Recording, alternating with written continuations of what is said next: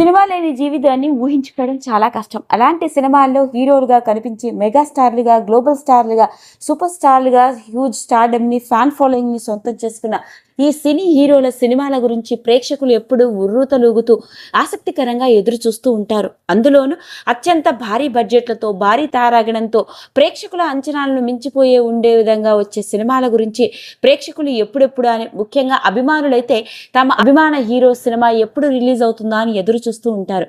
ఇప్పుడు సరిగ్గా అలానే ఉంది మరి గ్లోబల్ స్టార్ హీరో అయిన రామ్ చరణ్ నటించి త్వరలో విడుదలకి సిద్ధంగానున్న పెద్ది సినిమా.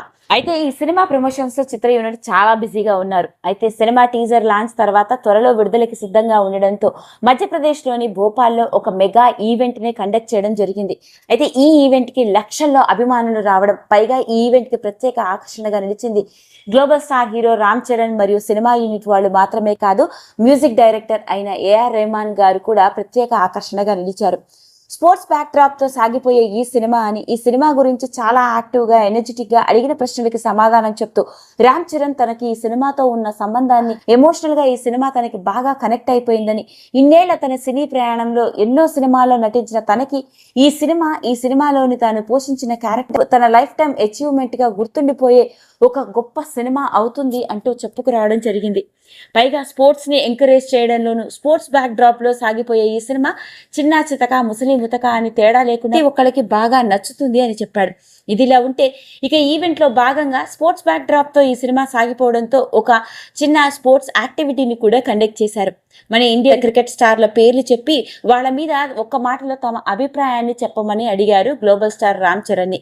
ఇక హీరో రామ్ చరణ్ కూడా ఎంతో యాక్టివ్ గా మాట్లాడుతూ సచిన్ టెండూల్కర్ పేరు చెప్పగానే లెజెండరీ అని, ఇక ధోని పేరు చెప్పగానే కూల్ అండ్ కామ్ అని, రోహిత్ శర్మ పేరు చెప్పగానే అందరికీ నచ్చుతాడు అని, విరాట్ కోహ్లీ అంటే ఫైర్ ఉన్న ప్లేయర్ అని చెప్తూ ఉండడంతో జస్ప్రీత్ బుమ్రా పేరు చెప్పగానే మంచి ఫుట్బాల్ ప్లేయర్ అని, ఫుట్బాల్ ఆటని తన వంతుగా మన ఇండియా తరపున బాగా ముందుకు తీసుకువెళ్తున్నాడు, ఆయన ఆట ఆడే విధానం తనకు చాలా నచ్చుతుంది అని చెప్పడం జరిగింది.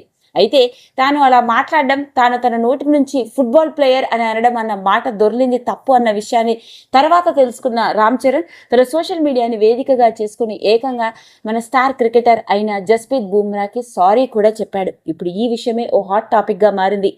ఈ సినిమా ఈవెంట్లో బిజీగా ఉండడం, ఓ పక్క అభిమానులందరినీ కలుసుకొని సినిమా గురించి మాట్లాడుతున్న ఎమోషనల్గా ఉన్న సమయంలో తెలియకుండానే ఒక హ్యూమన్ ఎర్రర్ జరిగిపోయిందని, మీరు ప్రముఖ స్పోర్ట్స్ స్టార్ క్రికెటర్ అన్న విషయం నాకు తెలిసినప్పటికీ నేను మీకు పెద్ద అభిమానిని, పొరపాటున ఫుట్బాల్ ప్లేయర్ అని అన్నాను, కానీ ఇది కావాలని జరిగింది కాదు, నేను మీ ఆట తీరు నాకు చాలా నచ్చుతుంది, నేను మీకు ఒక వీర అభిమానిని, దయచేసి క్షమించండి అంటూ ఎంతో పొలైట్గా తాను పెట్టిన పోస్ట్ నెట్టింట్లో హాట్ టాపిక్గా మారింది.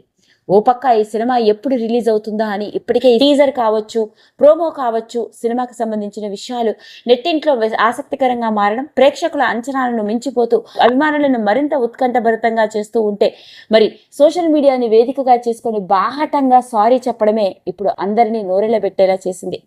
ఏది ఏమైనప్పటికీ జూన్ 4వ తారీఖున ఈ సినిమా విడుదలకి సిద్ధంగా ఉన్న నేపథ్యంలోనే స్టార్ హీరో రామ్ చరణ్ చేసిన పని ఏంటో తెలుసా అంటూ వచ్చిన వార్త ఓ హాట్ టాపిక్గా మారింది. ఈ వీడియో కనుక మీకు నచ్చినట్లయితే లైక్ చేయండి, షేర్ చేయండి, సబ్స్క్రైబ్ చేసుకోండి. మరిన్ని వీడియోస్ కోసం పక్కనే ఉన్న బెల్ ఐకాన్ని నొక్కడం మాత్రం మర్చిపోకండి.